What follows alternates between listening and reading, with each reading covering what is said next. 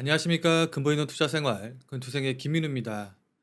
얼마 전이죠. 삼성전자에 이어서 LG전자도 2분기 잠정 실적을 발표를 했는데요. 매출액 약 17조 원, 그 다음에 영업이익 약 1조 1천억 원 정도 수준으로 2분기 기준으로만 봤었을 때 약 12년 만에 최대 실적을 기록을 하고, 또 시장에서 예측했던 예측치에 거의 유사한 수준의 실적을 발표함으로써 시장의 기대치도 충족시킨 실적 결과 발표였습니다. 자, 그런데 이런 호실적 발표에도 불구하고 LG전자의 주가는 약 2.9% 하락하는 그런 모습을 좀 보여주었죠. 자, 그럼 지금 조정이 LG전자를 매수할 수 있는 기회일까요? 아니면 지금은 매수할 타이밍이 아닌 걸까요? 바로 결론부터 말씀을 좀 드린다고 하면은, 저는 개인적으로 생각했었을 때 지금이 바로 LG전자를 매수할 수 있는 최적의 매수 타이밍이라고 생각을 하고 있습니다. 자, 그러면 오늘은 LG전자를 매수해야 되는 이유, 그 다음에 모멘텀, 거기다가 목표 가격과 손절 가격까지 자세하게 안내 드리도록 하겠습니다. 자, 그럼 바로 시작해 보도록 하죠.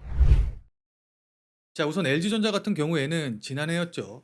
아무래도 이제 코로나19로 인해서 집에 머무는 시간이 많아지다 보니까 가전제품에 대한 교체 수요가 늘어나서 코로나19로 인해서 수혜를 받을 것이다, 이런 식으로 코로나 수혜주로 분류가 돼서 주가의 상승폭이 꽤 괜찮은 모습을 좀 보여줬었죠. 자, 그리고 나서 올해 초 같은 경우에는 LG전자가 세계 3위 전장 기업이죠. 마그나와 합작 법인을 설립시키고, 또 이로 인해서 애플카를 생산할 거라는 이슈가 나오면서 또 한 번 급등하는 모습을 보여줬습니다. 이때 LG전자가 상한가를 기록하면서 개인적으로는 굉장히 좀 충격적이었었는데, LG전자가 상한가를 기록할 거라고는 제가 주식을 15년 넘게 하면서 한 번도 생각해보지 못했던 일이었기 때문입니다. 아무튼 그 이후에는 차익 실현 매물들이 좀 나오면서 상당히 오랜 기간 조정을 좀 받으면서 옆으로 횡보하는 그런 모습을 좀 보여줬는데, 자, 이제 한 6개월 정도 조정을 보였기 때문에 기술적으로 봤었을 때는 이미 쉴 만큼 쉬었다고 볼 수가 있을 것 같습니다. 자, 그래서 요번 실적 발표 이후에 조정이 좀 나오면서 이 실적 발표 이벤트를 노린 단기 매물들을 소화하고 난 이후에는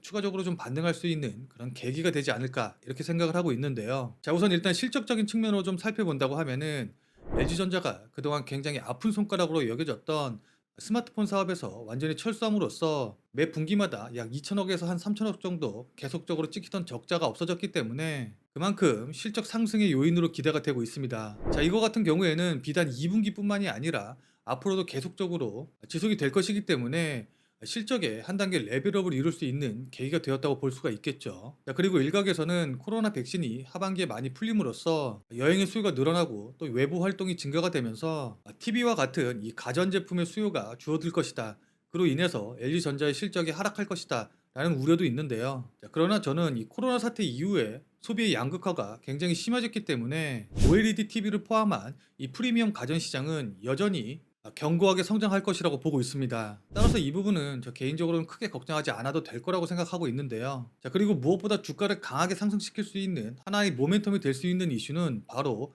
마그마, 그 다음에 애플카와 관련된 이슈겠죠. 마그나의 CEO가 애플카를 생산할 준비가 이미 충분히 완료됐다는 이야기를 이미 수차례 언급한 만큼 이에 대한 기대감은 계속 지속되고 있는데요. 일단 마그나의 공장이 북미 지역에 있기 때문에 만약에 진짜로 애플카를 개발을 해서 전기차 시장에 뛰어든다고 한다면은 애플로서는 마그나를 협력 파트너로서 고려하지 않을 이유가 전혀 없겠죠. 자, 그리고 더군다나 LG전자가 이 스마트폰 사업부에서 철수한 이후에 LG전자의 베스트샵에서 애플의 스마트폰을 판매할 것을 검토하고 있고, 또 애플 같은 경우에는 LG의 중고 스마트폰을 가져오면은 애플의 아이폰을 살 때 추가적으로 더 보상을 해주는 그런 보상 프로그램을 운영을 하고 있기 때문에 애플과 LG의 협력 관계가 더 견고해지는 것을 확인해 볼 수가 있습니다. 자, 그렇기 때문에 시장에서는 더 크게 기대를 할 수밖에 없겠죠. 자, 그럼 차트를 보면서 매수 가격과 목표가, 그 다음에 손절 가격을 안내해 드리도록 하겠습니다.